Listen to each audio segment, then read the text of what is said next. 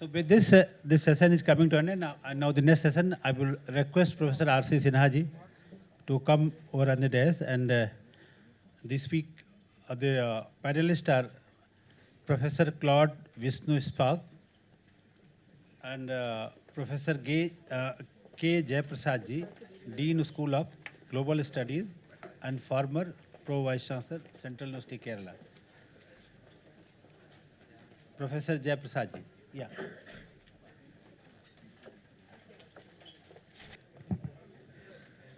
Good afternoon, ladies and gentlemen. May I please ask you all to settle down because we have to start the next session immediately because of the lack of time.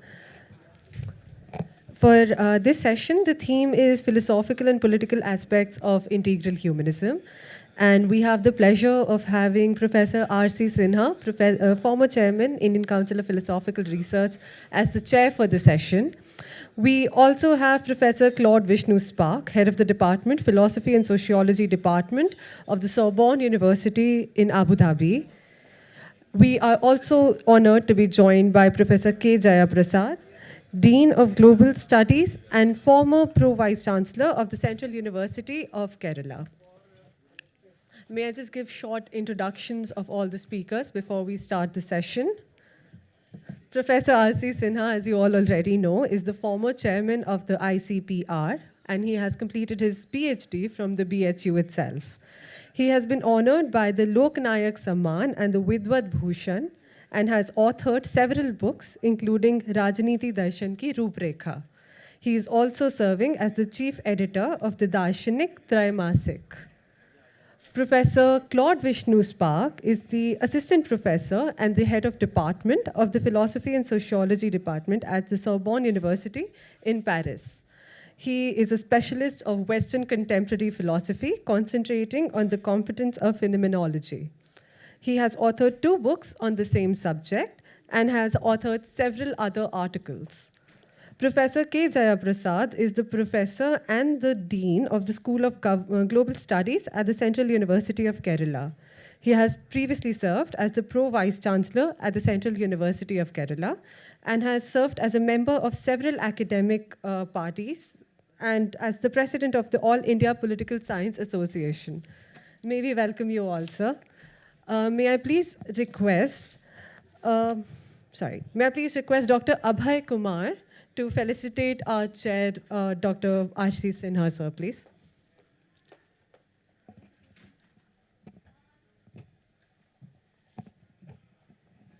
Professor Abhay Kumar, if he's here. Okay. In that case, may I please request Mr. Combe Carpentier to felicitate Professor R.C. Sinha.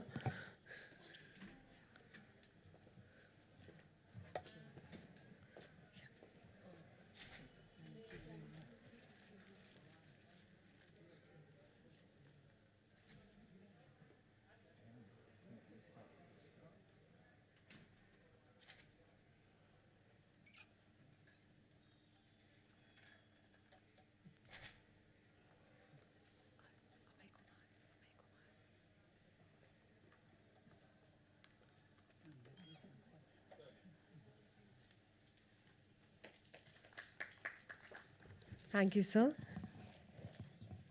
May I please request Dr. Neeti Meena to felicitate Professor Claude Vishnu Spaak.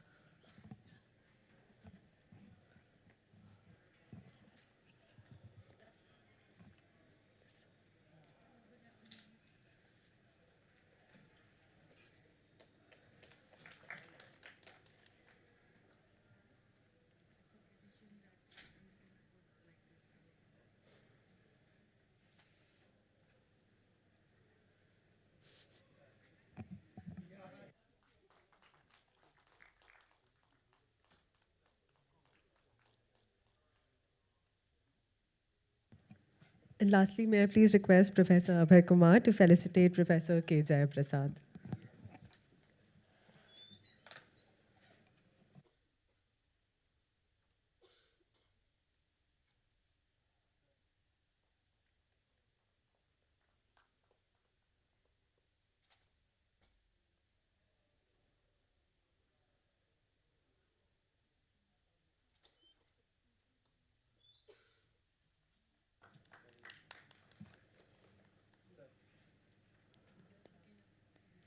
Thank you, sir. I'm now handing over the session to Professor R.C. Sinha to preside.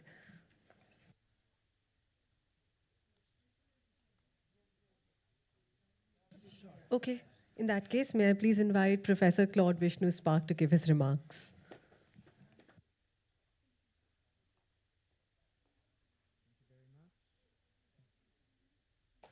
Okay, thank you very much. I would like to thank, first of all, the India Foundation and the Banaras Hindu University for their very generous invitation to speak at this conference. In particular, I would like to thank Professor Tej Patrap Singh Upadhyay, Chair at BHU, and Dr. Ram Madhav, President of the India Foundation. I thank also Dr. Sonu Trivedi and Côme Carpentier de Gourdon for making my participation possible. In my talk today, I will try to organize a philosophical discussion between Maritain and Upadhyay on their approaches of integral humanism. I hope to show that the stakes of this philosophical discussion are the questions of universalism, of tradition, and of the question of the meaning of human history. I will start by examining the distinction that we find in Jacques Maritain between, on the one hand, humanism in the true positive sense of integral humanism, and on the other hand, the so-called humanism that developed during modernity in Europe, which in his mind is only a pseudo-humanism, which really should be renamed an anthropocentric conception of mankind. This anthropocentric paradigm culminates in the Cartesian ontology of a scientific subjectivity that discovers within itself, through its own reflexive self-grounding, the methodological tools to know and dominate the material universe through the lenses of the mathesis universalis, universal mathematical knowledge. Human subjectivity becoming thereby the master and possessor of a disenchanted nature, ripped off of its sacred spiritual attributes and reduced to being a passive domain of corporeal being. This is what Descartes conceives in an explicit way in his Discourse on the Method, in conformity, to be sure, with many other thinkers and scientists of the time, such as Bacon, who professed that knowledge is power, or Galileo, who asserted that nature is a book written in a mathematical language, fully offered to the human mind to be deciphered.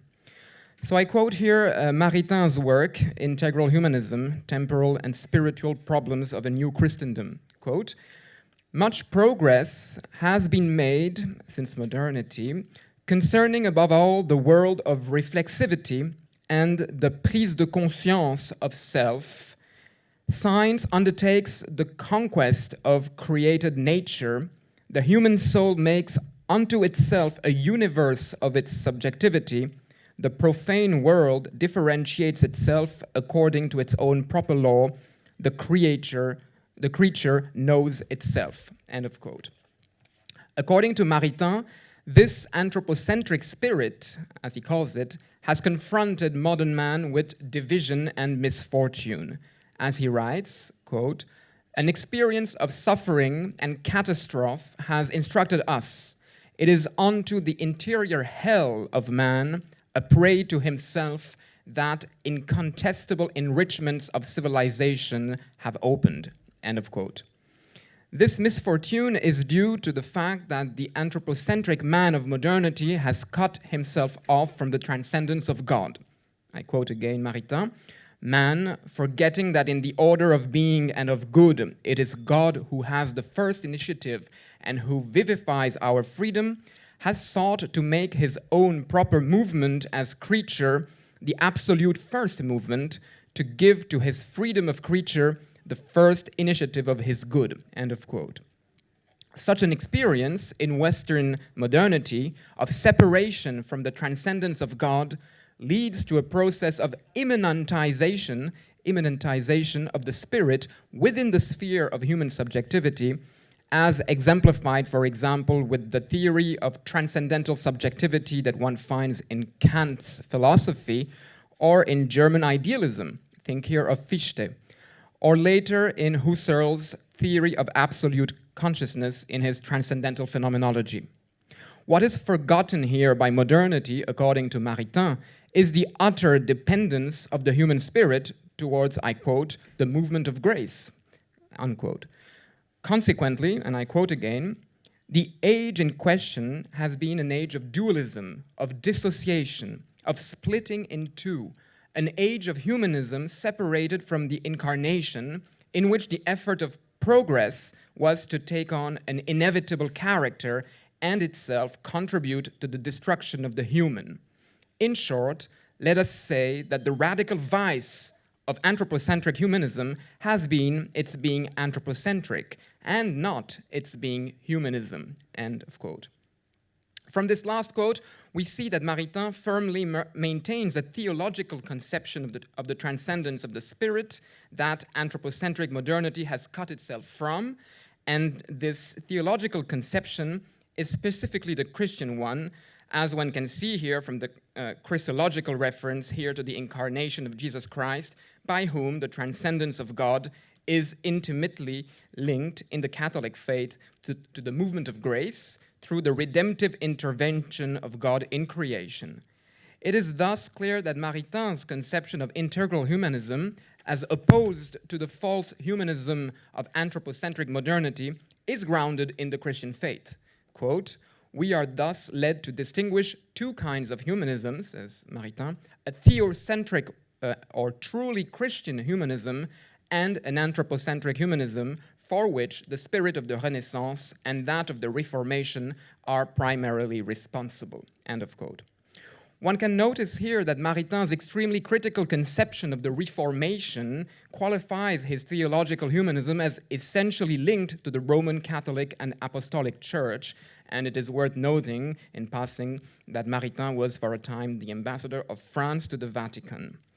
As Maritain continues, quote, "The first kind of humanism recognizes that God is the center of man. It implies the Christian conception of man, sinner and redeemed, and the Christian conception of grace and freedom, of which we have noted the principles. The second kind of humanism believes that man himself is the center of man, and therefore of all things. It implies a naturalistic conception of man and of freedom. If this conception is false, one understands that anthropocentric humanism merits the name of inhuman humanism, and that its dialectic must be regarded as the tragedy of humanism," end of quote. From here, I would like to make a certain number of remarks regarding the areas of convergence and of divergence between Maritain's view on integral humanism and the views of Upadhyay. I will start by the converging aspects. As is well known, Upadhyay concentrates his analysis of integral humanism with reference to the key concept of Hinduism, which is the four Purusharthas, or objectives of the ethical lives. Dharma, fitting the harmonious order of the universe through our moral conduct, both at the individual level and at the level of groups, especially nations. Artha, the search for material well-being. Kama, the satisfaction of bodily needs. And moksha, the search for spiritual liberation. Now, Upadhyay, in the series of speeches that he gave on integral humanism for the philosophical and political doctrine of Jansang in 1965, repeatedly criticized the tendency of Western modernity, especially in the development of capitalism and its individualistic paradigm, but also in the competing ideology that was socialism, to be exclusively focused on the domains of Artha and Kama. For Upadhyay, integral humanism can only stem from a spiritual quest that strives to conform at the individual level, but also at the level of the nation, or even of mankind in general, with the law of Dharma. I will quote Upadhyay. "In Bharat, these ethical principles are termed Dharma, the laws of life. All those principles which bring about harmony, peace, and progress in the life of mankind are included in this term Dharma.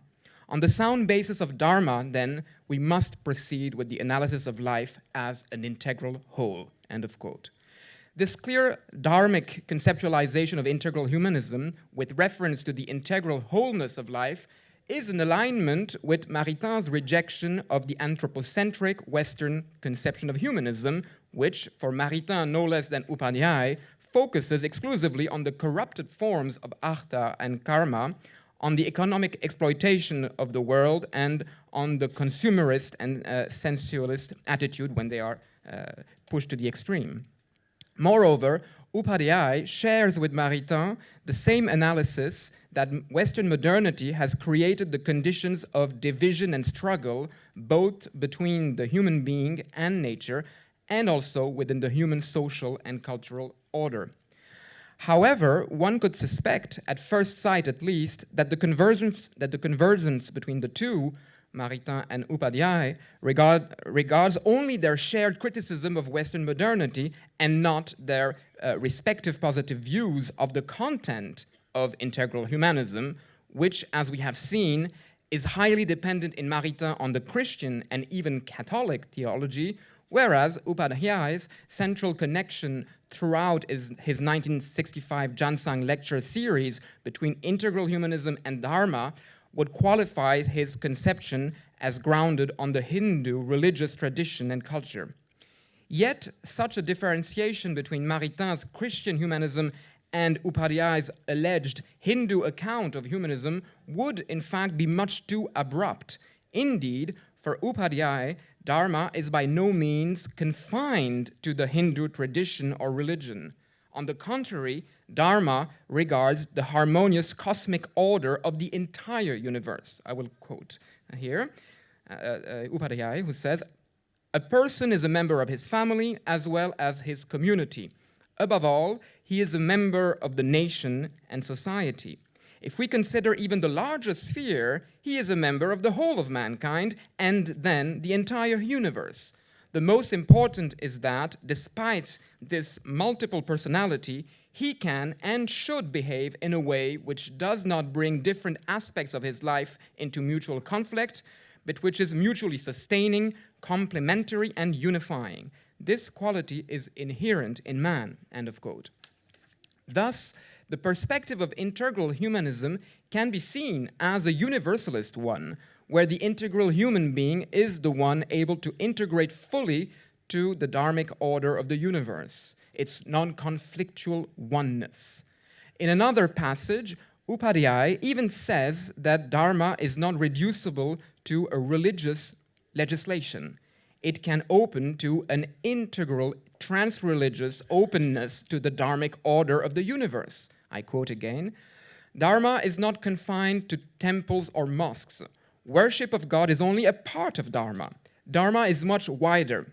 In the past, temples had served as an effective medium to educate people in their Dharma. However, just as schools themselves do not constitute knowledge, so also temples do not constitute Dharma.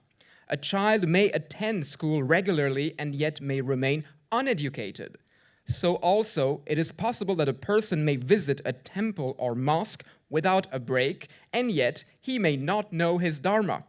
To attend a temple or mosque constitutes a part of a religion, sect, creed, but not necessarily Dharma," end of quote. So the reduction of Dharma to the religious cultural worldview or world experience of Hinduism would be a narrowing down of its universal dimension, a universal dimension which Hindu philosophy was able to think, for example, through Vedanta. But if integral humanism as dharmic wholeness is universal, don't we have in the end a possible convergence with Maritain? This would entail, of course, that we expurgate Maritain's own conception of humanism from the narrow Christological aspects and find the universal aspects also at work in the Christian worldview. This, for instance, is the core of Hegel's work in his philosophy of religion, where the essence of Christianity should, according to Hegel, be understood as part of the dialectical movement of the universal absolute spirit. One would then be in a position to show that Christianity and Hinduism designate two distinct cultural and religious worldviews, each contributing to shape different social and cultural identities, but which also serve as vectors towards understanding a universal spiritual order that the integral humanist experience strives to fit into. Yet, to do this, one needs to inquire more on the conditions for universality not to become an abstract, dehumanized order. For Upadhyay, it is essential to reconnect universality to traditionality. As Upadhyay stresses in his Jansang lectures, the universality of Dharma is intimately linked to the traditional order of the universe. I quote, "Traditions are respected everywhere. We have a written constitution, but even this written constitution cannot go contrary to the traditions of this country. Inasmuch as it does go contrary to our traditions, it is not fulfilling Dharma." End of quote. And he also writes, I quote again, "We have thought over the integrated form of humanism.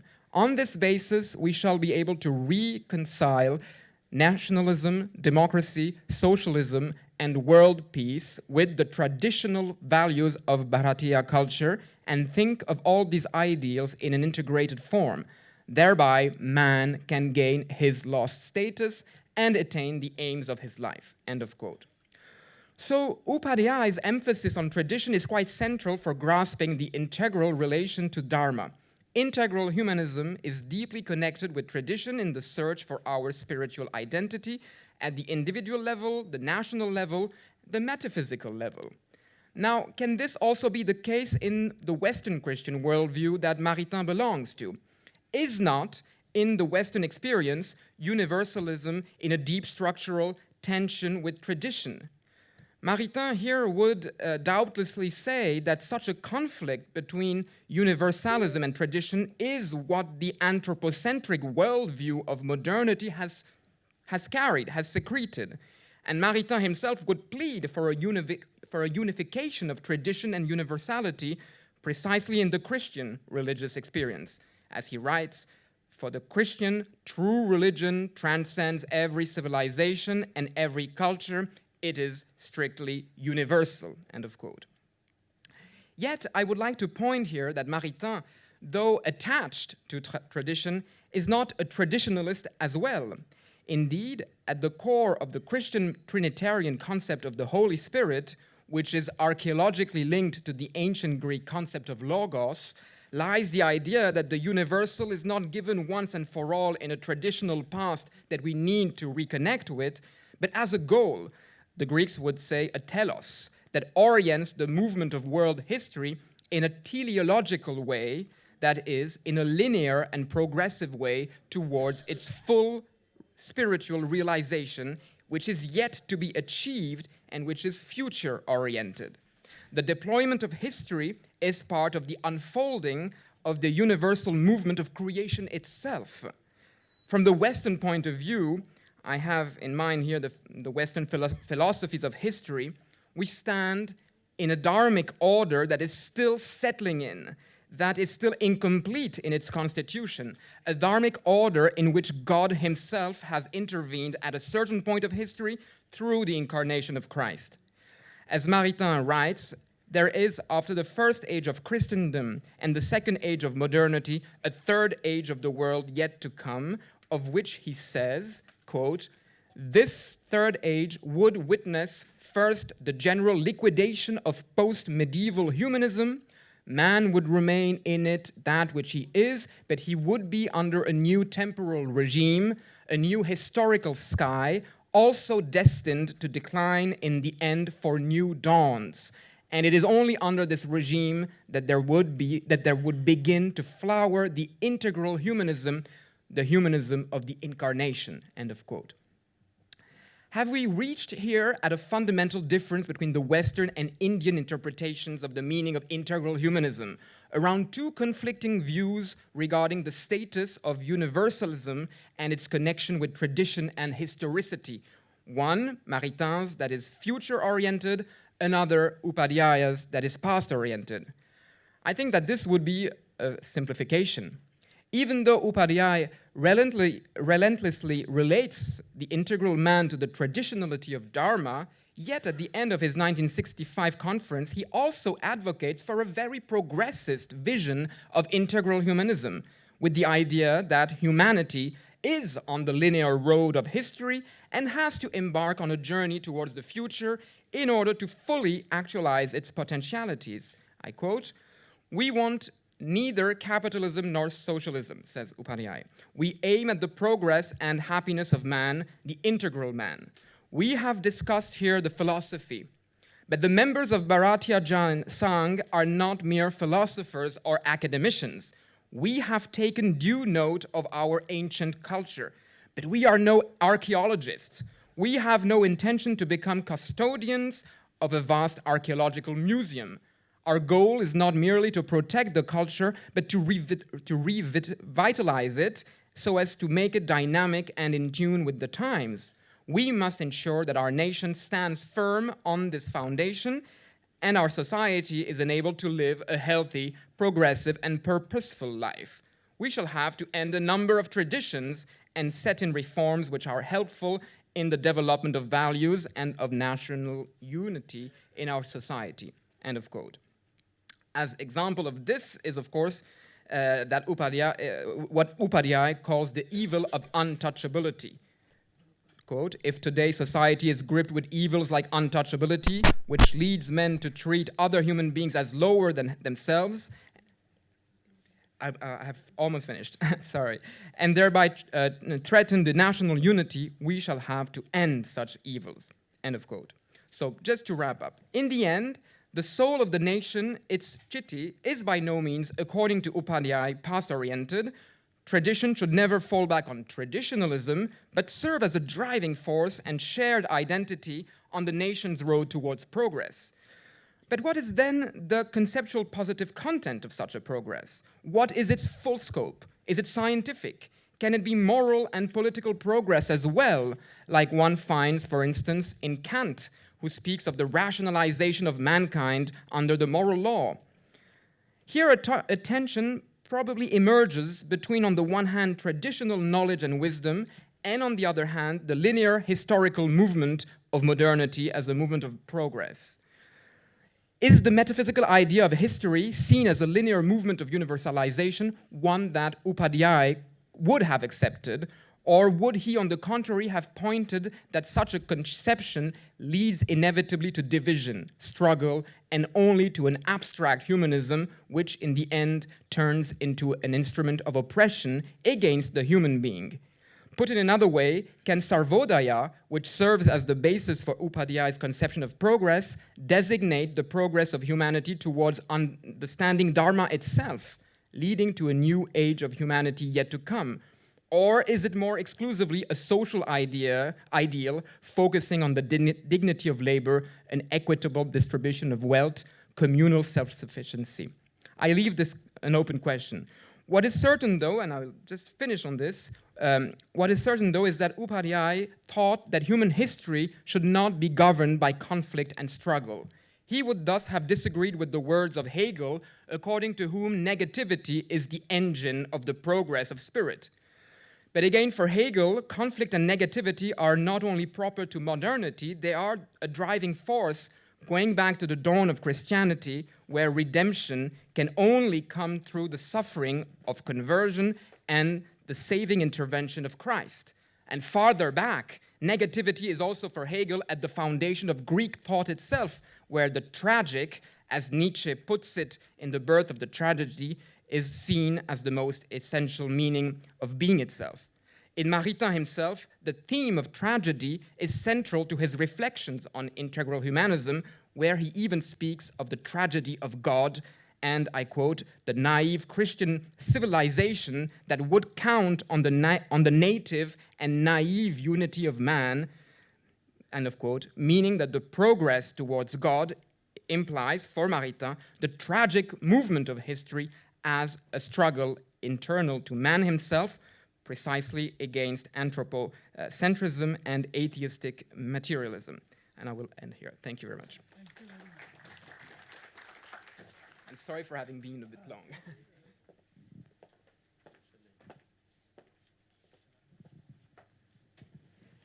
Thank you very much, Professor Claude.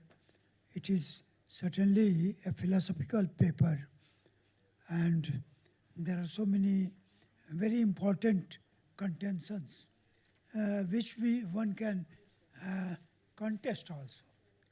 So without losing time, I would request Professor K. Jayaprasad to present his paper.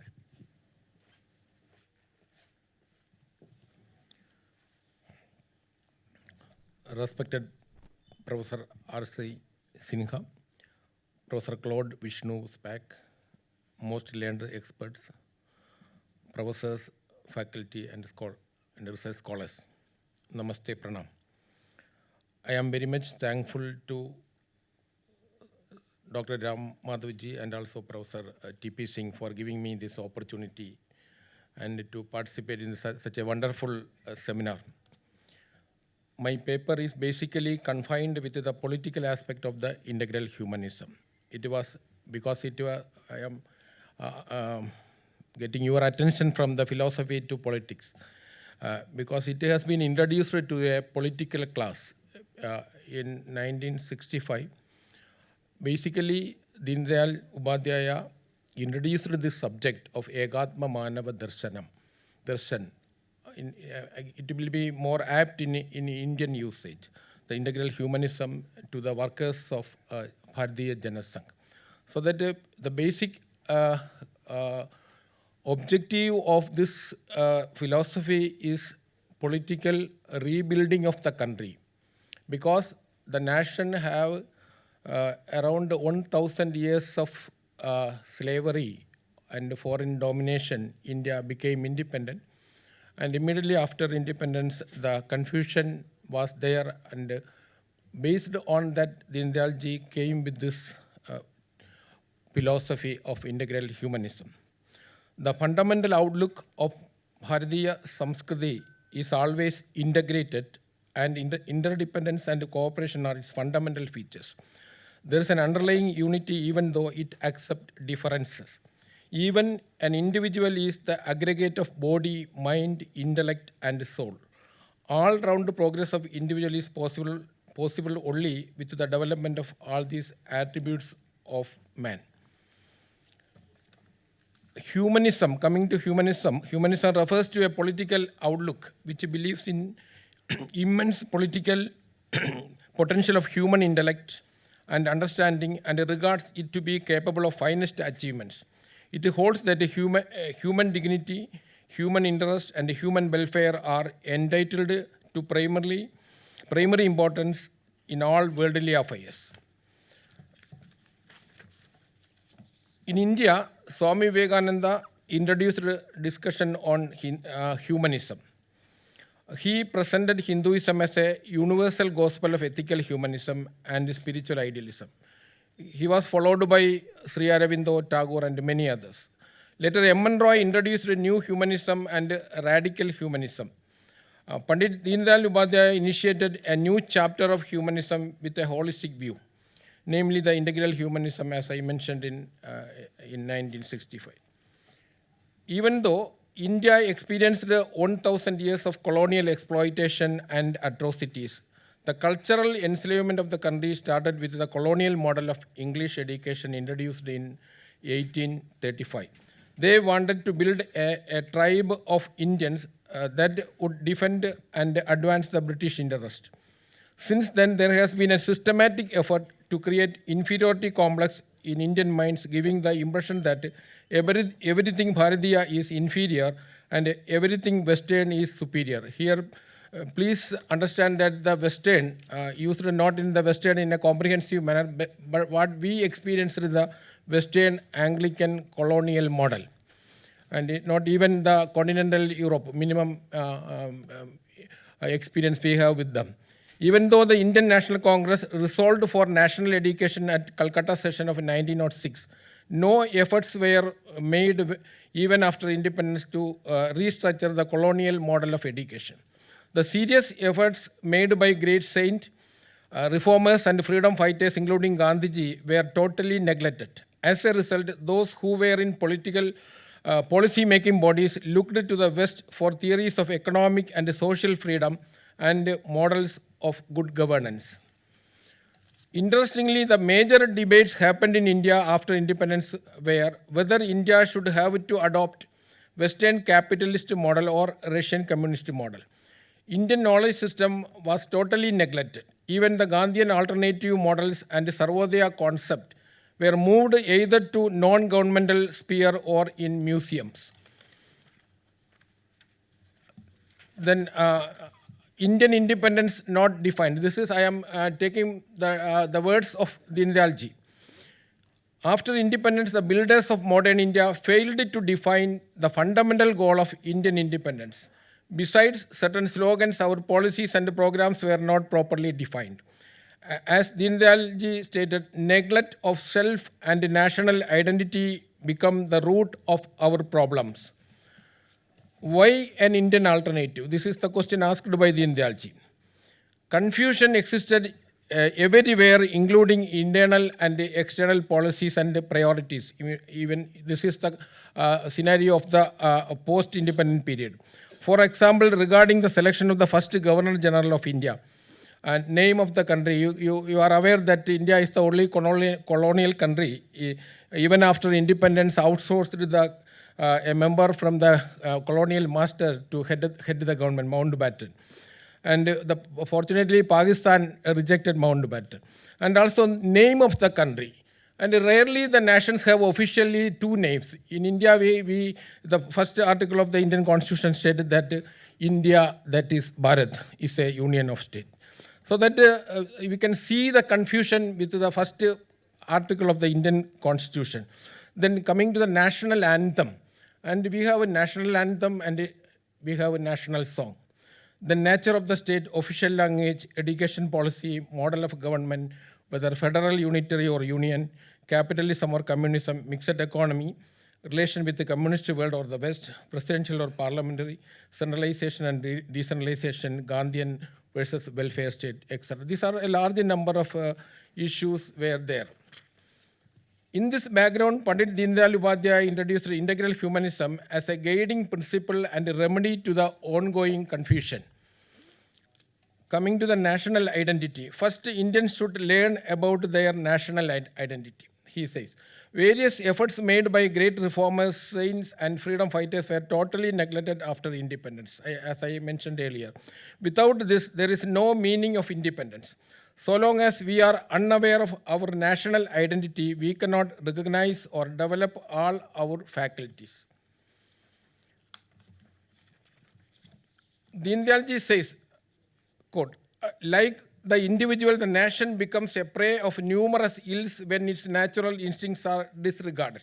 The basic cause of the problem facing Bharat is the neglect of its national identity.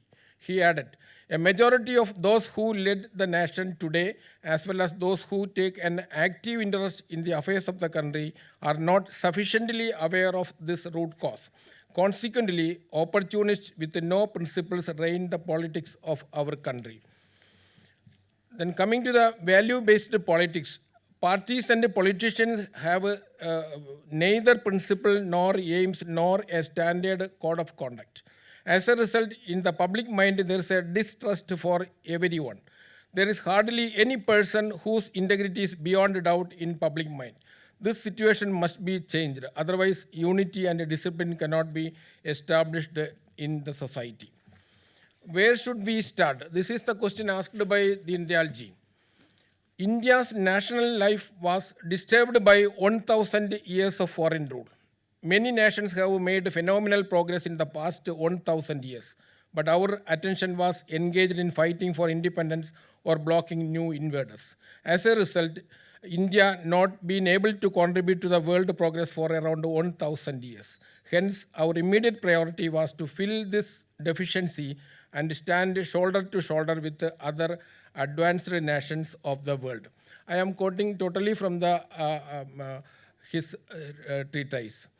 The problem comes on the remedial measures to be taken on the onward march of India in the modern world. Because of British rule and their colonial education, there emerged a feeling of contempt of things Bharatiya and respect for everything Western. Not only material sciences, but also their social, economic, and political doctrines became our standards. We had taken pride in resisting the British while they were in rule. But strangely enough, not that Britishers have left, Westernization has become synonymous with progress. Also, one should differentiate between Western knowledge or science and Western way of life, because the two are different things. Hence, we should finalize the way to march forward. Nationalism, nation states, system of democracy, the ideal of equality, fraternity, liberty, etc. made a deep impact on the political life of Europe. They have liquidated monarchy. The European states were experimenting with the capitalism, socialism, and later welfare state concept.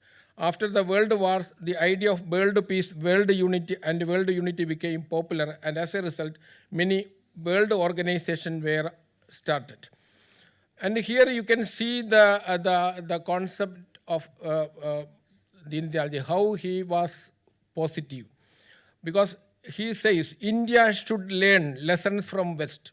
Also, we must consider what contributions our tradition and civilization can make to world culture and unity. And now our government has initiated a large number of programs starting from the yoga, International Yoga Day celebrations or endorsed by the United Nations Organization. Then coming to the Bharatiya view, a third way. Deendayal ji rejected the idea that India should go back to 1000 years when India lost independence. Secondly, he rejected the view that all ideas originated in India should be discarded and India should think as with the West. According to him, both above thoughts are incorrect. Even though they do represent a partial truth, he had taken a third way. An important book you can refer, Datoban Tenkriji. He was the founder of Bharatiya Mastur Sangh, and he has written a book of third way, rejecting both the capitalism and the socialist model, which was that in our academic world also it was very popular during that period. But remember this idea he projected in 1960s. And he asked to learn and not to imitate others. We must absorb the knowledge and gains of the entire humanity so far as eternal principles are concerned. The ideas originated in our land have to be clarified and adapted to modern times, and those taken from other societies have to be adapted to our times. This is very important aspect of adaptation to the modern times. Mahatma Gandhi and Deendayal ji have a different outlook in this regard. For example, in Hindu Swaraj, written in 1909, Mahatma Gandhi totally discarded the West and Western contributions. Like Swami Vivekananda, Deendayal ji never rejected West but opposed the imitation of their culture. Absorbing the wisdom of other societies will not dilute the Indian ethos and values. This was his message. Coming to the culture and independence, how it is related, related with how the cultural nationalism concept emerged. The independence is intimately related to one's own culture. Independence can be meaningful only if it becomes an instrument for the expansion of our culture. Both from the national as well as human standpoint, it has become essential that we think of the principle of Bharatiya culture. Remember, he never used the Hindu culture, always used Bharatiya. With its help, we can reconcile the various ideals of Western political thought that it will be an added advantage for us. They also represent one or other aspirations of mankind, and it is not proper to ignore them. He never asked to reject the Western ideals. The Bharatiya culture looks upon life as an integrated whole. It has an integrated viewpoint. India accepts diversity and plurality with unity behind them. Hegel looked at history with the dialectics, which was the guiding spirit of the system of a movement of thesis, antithesis, and synthesis. To him, conflict led to the perfection. To Marx, the material circumstances that resulted in dialectical evolution of society and class war, and finally to the stateless or classless society. But the Indian thought is based on unity, and even the dualists have believed nature and spirit to be complementary to each other rather than contradictory. Diversity is an expression of internal unity. The coming to the conflict where there existed, he declared that it is a sign of cultural regression. As per Bharatiya culture, conflict is not a sign of culture or nature. It is a symptom of perversion. In West, all the modern political thinkers believed that violence and wars that determined the course of history. To Hobbes, to avoid conflict, state was created. To Locke and Rousseau, the inconveniences in the state of nature resulted into social contract among people, and the state was created to stabilize the society.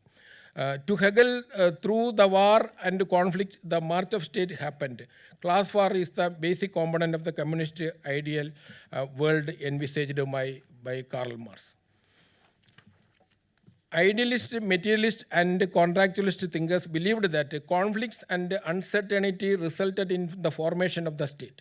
The utilitarianists believed that the state is a necessary evil, but Indian tradition is based on cooperation and never accept conflict. Dharma, the law of the life.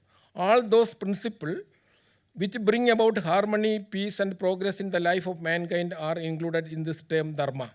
On the basis of dharma, we must proceed with the analysis of life as an integrated whole. When nature is channelized according to the principle of dharma, we have a culture. It is indeed this culture which will enable us to sustain the life of mankind.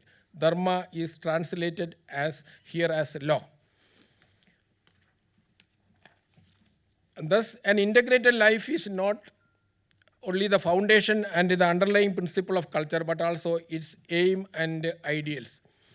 Coming to the individual, society, state, and nation. As per Indian belief, individual, society, and nation are self-born. Like an individual, society comes into existence in an organic way.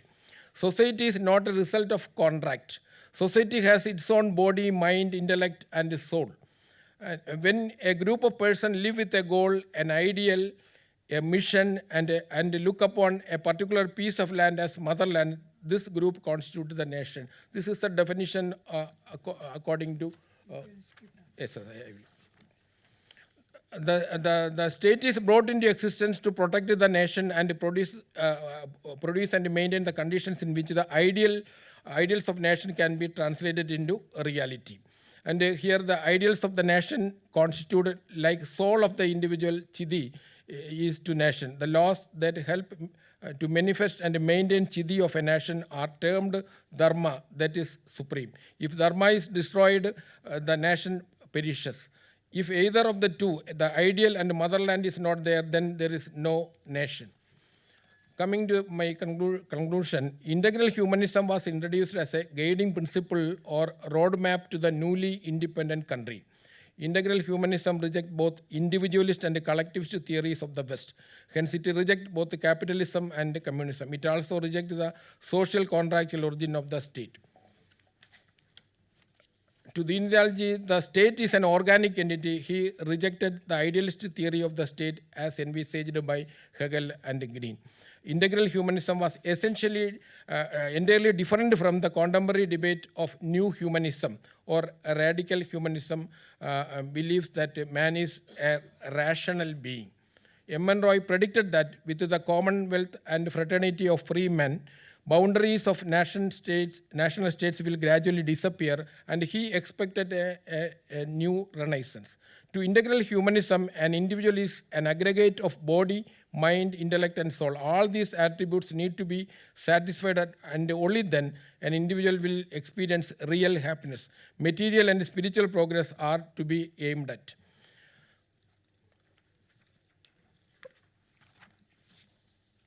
Time, shall I? 2-3 minutes. The ideal Indian state will be the Dharma Rajya. The tolerance and respect for all faiths and creeds is an essential feature of Indian state. There will be no discrimination on the basis of religion.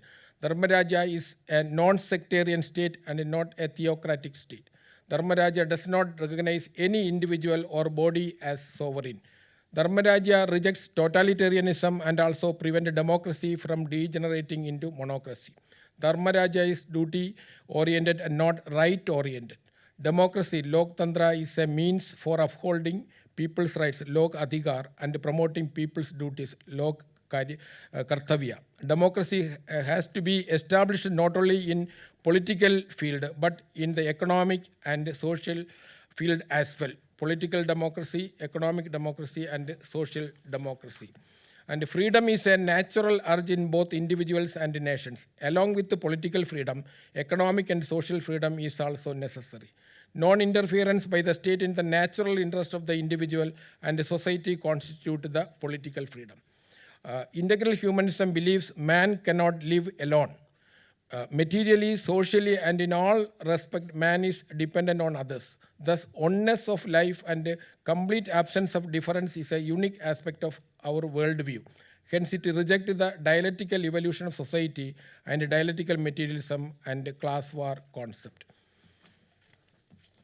Integration and unity form the basis of our thinking. The evils of casteism and untouchability grew in our midst, but we made all efforts to eradicate them. These are the perversions of the society. Social reform movements or the reformers guided society at different times. Integral humanism rejects individualism as well as utilitarianism. Western liberal culture is individual-centric. India goes beyond society-centric to the God-centric. The basis of life is not equality but a feeling of kingship and unity. Struggle and selfishness do not sustain life. Hence, instead of equality, India focus on unity. Equality should come from unity of mind. We have looked at life in its totality and not as compartments or as different parts. Past, present, and future of a human being provide his complete picture. Thus, oneness and unity is the basis of Indian thought. Man is not only integrated with the society, he is also integral part of the whole world or nature. Thus, integral humanism is not a mere political philosophy, it is a sum total of Bharatiya Samskriti and tradition. It is not a mere theoretical dogma or ideology, but it is a realistic approach and a program based on Indian wisdom and India's worldview. And with these words, I am concluding. I know the time limit and you all of are waiting for lunch. Thank you. Namaste.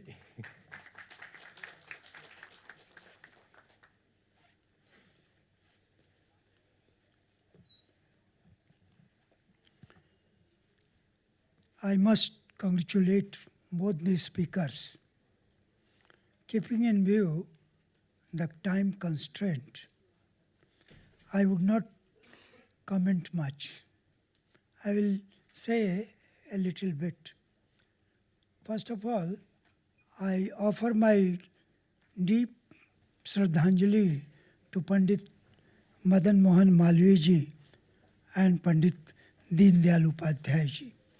Since I am standing here because of this great institution, I was a student in BHU, and in 1968 I was a research scholar, and it was a sad day of 25th February 1968 when I had a chance to go to Mughal Sarai and see the dead body of Pandit ji. So I offer my deep sense of Shraddhanjali today. At the first paper, really I appreciate Professor Claude. It was a philosophical one. The second was also philosophical, but with political moorings. But his was a purely philosophical. So why I say it is a philosophical? Philosophical paper has got distinct features. It is not simply a statement. It is not simply quotation. It is not simply description. It is not analysis also. In philosophical paper, you must have a standpoint. And certainly, Professor Claude, he has when he says that the anthropocentric humanism should be rejected. I do not want to take much time, but since I have uttered that his paper is philosophical, so why it is philosophical? That I wanted to emphasize or analyze. So naturally, the salient feature of anthropocentrism is that man, so in humanism, man is the major concern. The dignity of man is the major concern of any humanistic philosophy. So, but when we talk about anthropocentrism or anthropocentric concern, so I just mentioned Protagoras, who has said that man is the measure of everything, that man is individual. But when we talk about humanism, man is not an individual. So when he has rejected, very rightly, anthropocentric conception of humanism, naturally he deserves warm congratulations, because he has got some something to say. He has got his own position. That's why the position may be challenged. It may be wrong, it may be right, but he has. So I thank you, Professor Claude. So, the second speaker certainly has outlined, streamlined the Pandit Deendayal Upadhyay's conception of integral humanism, and he equally deserves appreciation. Naturally, I wanted to say something, but since paucity of the time, I have to restrain myself. But certainly, Jacques Maritain says that a state is for man. Man is not for a state. So naturally, his book, True Humanism, I don't understand why true humanism. Humanism, why integral humanism? So that requires philosophical analysis. Man is an integral being. So man has got three aspects. That is cognitive, conative, and aesthetic aspect. So when we talk about complete man, so that's why Jacques Maritain has also talked about the whole man, though the criticism is laid against Jacques Maritain that he talks about the partial man. But man, according to Pandit Deendayal Upadhyay, has got three aspects: cognitive aspect, conative aspects, and feeling aspects. To know, to will, and to feel. So man is an entire whole. That's why we talk about integral humanism. And there are many aspects which requires to be discussed properly. So now, with these words, I must express my thankfulness to Professor T.P. Singh, because he has given me the chance. He has given me 2 times or twice the chance to say something, to preside over this. And I must extend my thankfulness to Dr. Ram Madhavji. And once I don't know why, when he was not a doctor, I had in Nalanda, I told him Professor Ram Madhav, but that was a mistake. Now I feel justified when I uttered wrongly Professor Ram Madhavji. Now he has become doctor. Very recently, I must congratulate him from this platform. And Professor T.P. Singh is his expression was also very, very nice, and I am obliged to him. Now, though I met him for the first time in BHU. Thank you very much.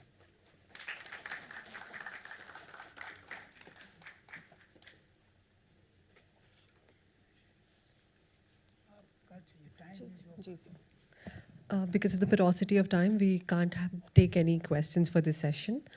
To conclude, may I please request Professor R.C. Sinha to present mementos of gratitude to Professor Jayaprasad ji and Claude.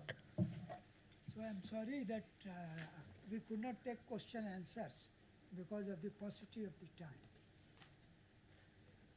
So please, to Professor K. Jayaprasad.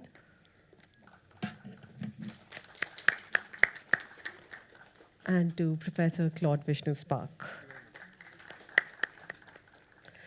Thank you. May I please request everybody to proceed for lunch at the dining space behind us.